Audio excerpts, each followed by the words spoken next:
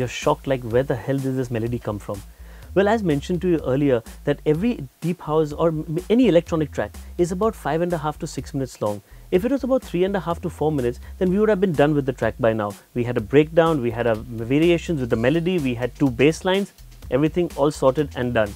But I wanted to take this track like, slightly longer.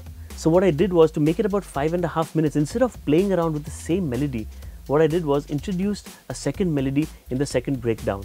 What I've basically done is done a breakdown and filtered this melody in. This is something totally different from the other melody that we use, not the beep melody. Again, let me remind you, we are only working with samples. I have not created anything. There are no MIDI instruments used over here, no VSTs used over here. It's all just samples, so it helps you get started. Let's listen to the melody.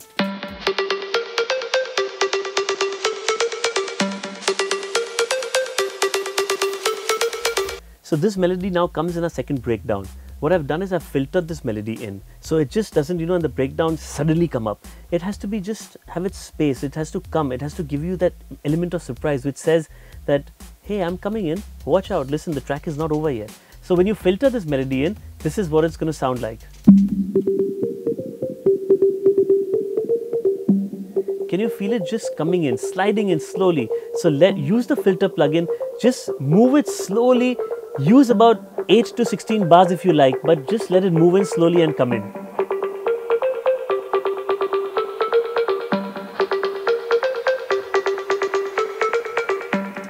And just so the people know that we have the previous melody still there, don't forget about it. What we'll do is we'll introduce the first melody that we used over here with the track.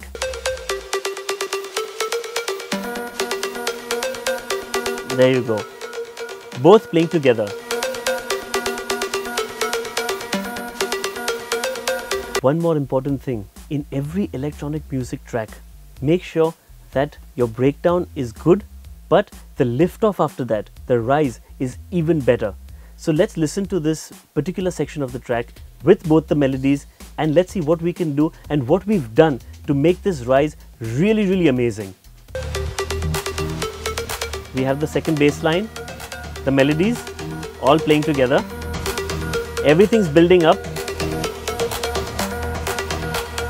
The clap is going a little faster.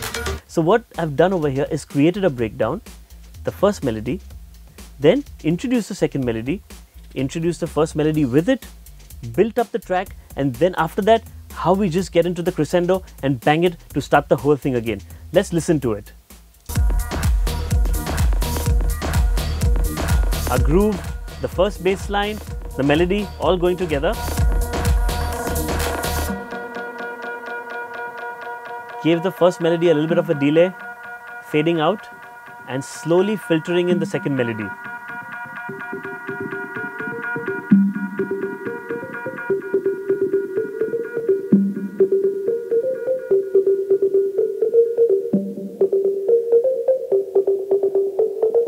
Can you feel the filter? It's really, really muffled. Like sort of it's not sounding clean. And now it's just clearing itself up. That's right. We have a second bass line being introduced.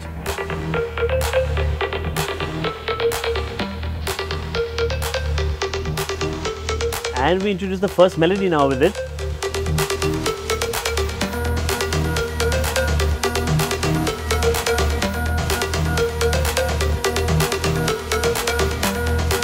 Picking it up, the clap's going faster.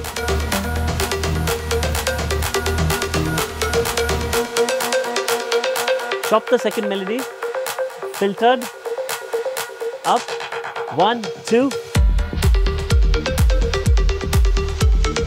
So basically, did the breakdown, introduced every element part by part, and then just gave it a lift off.